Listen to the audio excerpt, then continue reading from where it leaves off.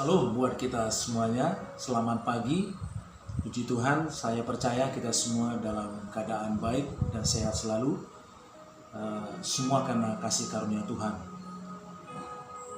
Renungan kita hari ini tentang kuasa perkataan.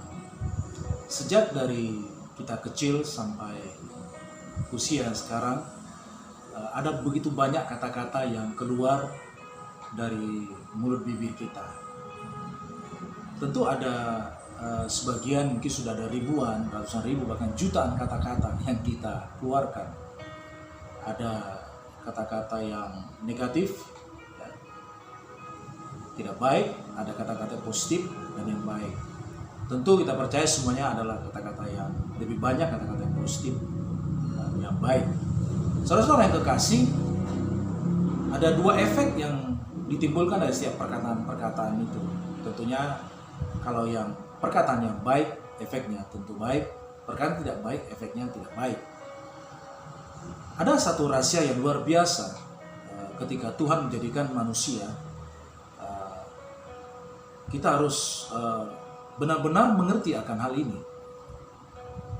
Ini luar biasa, Bapak Ibu sekalian. Kita lihat dari Kejadian 1 ayat 26. Berfirmanlah Allah, baiklah kita menjadikan manusia untuk gambar dan rupa kita, supaya mereka berkuasa atas ikan-ikan di laut dan burung-burung di udara, dan atas ternak, dan atas seluruh bumi, dan segala binatang melata yang merayap di bumi. Ayat 28, Allah memberkati mereka, lalu Allah berfirman kepada mereka, beranak cuculah dan bertambah banyak, penuhilah bumi dan taklukkanlah itu, berkuasalah atas ikan-ikan di laut dan burung-burung di udara, dan atas segala binatang yang merayap di bumi.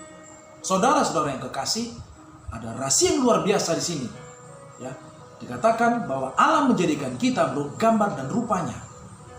Yang kedua, saudaraku, bahwa di dalam rupa Allah itu, manusia dikatakan menaklukkan dan berkuasa atas semua isi bumi. Caranya bagaimana? Wah, ini rahasia, saudaraku ya. Tentunya seperti Allah berfirman, maka semua menjadi baik. Allah berkata-kata, semua menjadi baik. Maka manusia juga harus berkata-kata sesuai dengan firman Allah. Maka kita dapat menaklukkan dan menguasai seluruh isi bumi. Ini rahasia yang luar biasa. Oleh karena itu kata-kata kita harus sadari betapa berkuasanya. Betapa besar efeknya, saudara-saudara sekalian. Seperti Allah berfirman, maka semua menjadi baik. Maka kita pun harus berkata-kata, maka semua menjadi baik. Karena kita semua, saudara-saudara sekalian, diciptakan dalam rupa dan gambar Allah. Luar biasa. Amin. Dalam Yeremia 1:10 dikatakan kepada Nabi Yeremia, Allah berfirman pada dia, ketahuilah pada hari ini aku mengangkat engkau atas bangsa-bangsa dan atas kerajaan-kerajaan untuk mencabut dan merobohkan, untuk membinasakan dan meruntuhkan, untuk membangun dan menanam. Luar biasa. Yeremia mendapat kuasa dari Allah, yaitu untuk apa? Atas bangsa-bangsa, saudara. Itu apa? Mencabut dan merobohkan, membinasakan dan meruntuhkan, membangun dan menanam. Semuanya dengan apa? Tentu dengan kata-kata. Semua dapat diimplementasikan dengan apa? Dengan kata-kata dari hambanya ini, Nabi Yeremia. Ini luar biasa, saudara. Kata-katamu bisa mencabut, meruntuhkan, bisa merobohkan, membinasakan, dan bisa juga membangun dan menanam, saudara. Pilihannya ada di dalam dirimu. Pilihannya ada di dalam diri kita sendiri.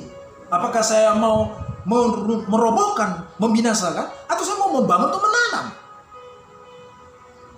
Dalam Amsal 18 ayat 21 firman-Nya berkata, hidup dan mati dikuasai lidah.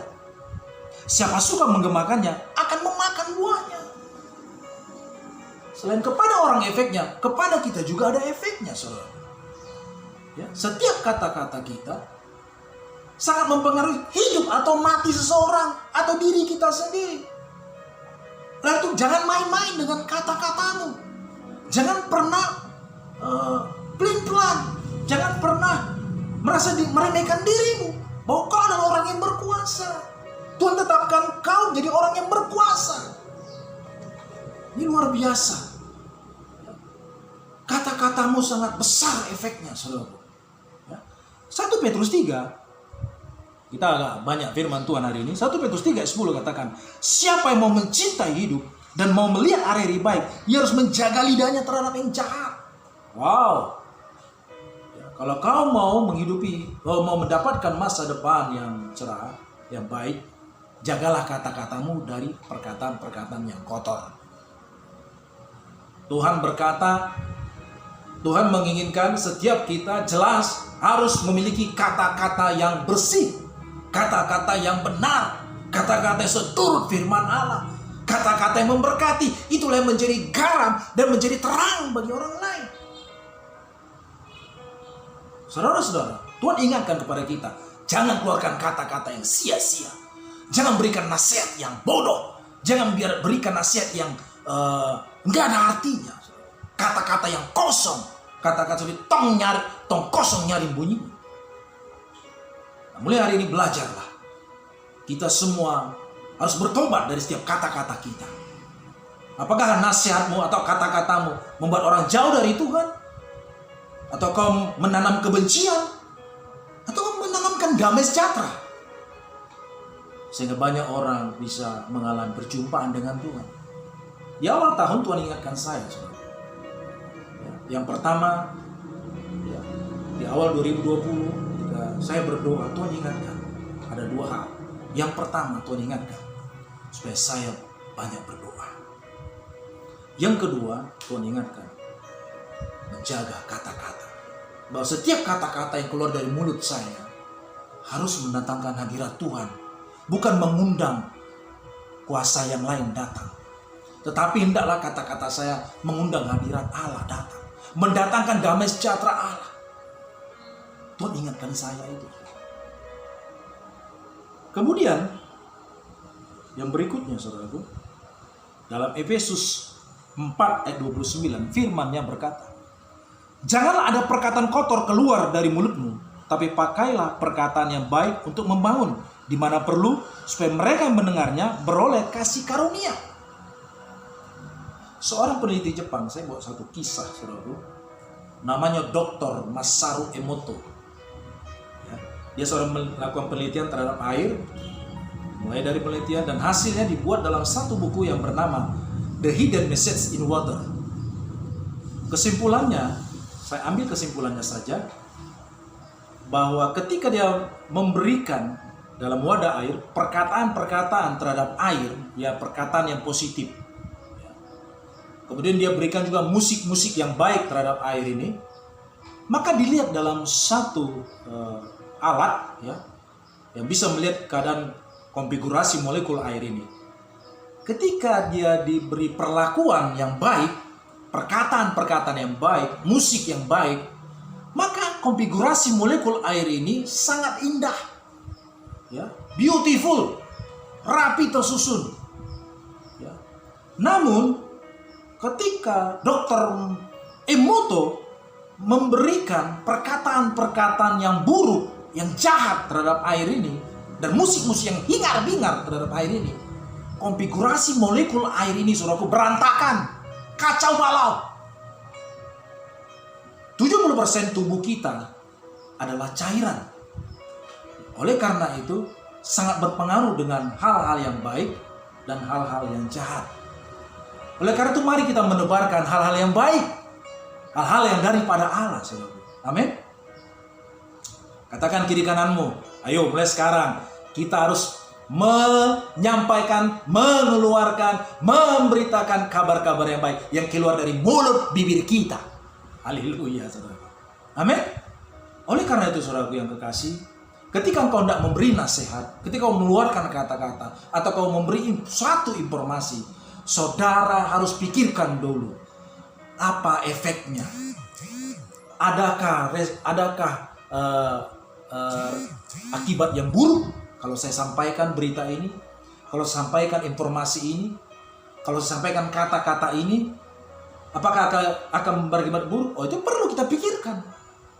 Mulai sekarang harus hati-hati dengan kata-kata. Gak boleh sembarangan. Karena dikaruniakan Allah, saudara. Ya. Benar, saudara? Api waktu kecil jadi teman, saudara. Tapi api yang kecil kalau sudah besar jadi musuh. Benar ya? Seorang nakoda dengan kemudi yang kecil, dia bisa menentukan kapal yang besar arahnya kemana. Seorang manusia dengan lidah yang kecil, bagian terkecil ini, saudaraku, apakah dia bisa membuat hidupnya menjadi lebih baik atau menjadi buruk? Tergantung daripada apa yang dia keluarkan. Amin, saudaraku. Haleluya. Setiap kata-katamu adalah benih. Setiap kata-kata kita adalah benih. Oleh karena itu, apakah itu benih yang baik atau benih yang buruk? Amin, saudaraku. Mulai hari ini kita percaya bahwa di dalam Tuhan, bahwa di dalam Kristus yang bergambar dan rupa Allah, setiap kata-kata kita yang keluar adalah kata-kata yang menjadikan semuanya menjadi baik. Amin. Haleluya. Haleluya.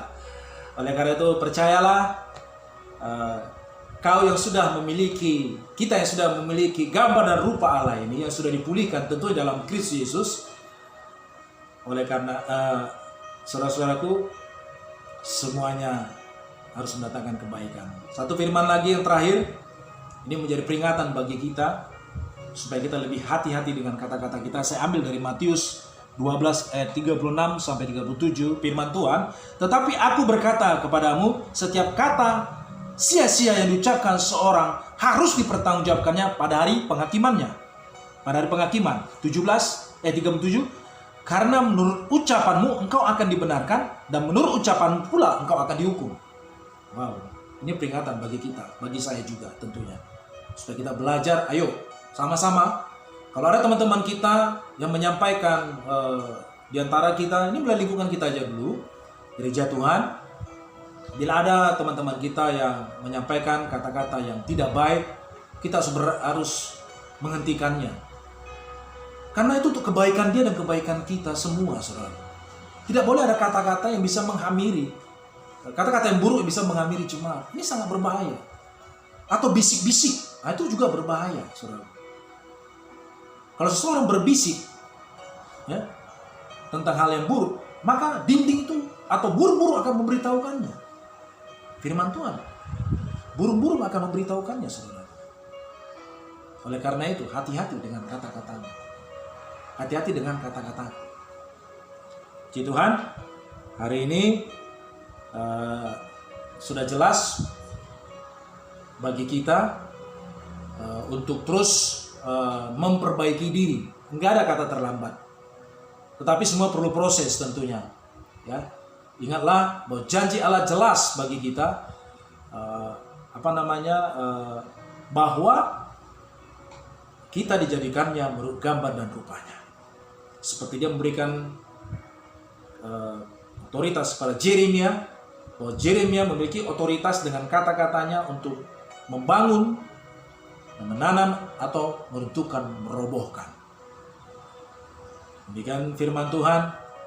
Kiranya kita semua tetap sehat, ya, tetap fight di masa-masa yang ini. Dan saya mendapat berita yang terbaru, ya, bahwa sudah mulai pulih, beberapa negara sudah mulai pulih. Namun ada kabar kurang baik juga, ya, seperti Amerika dan Kanada.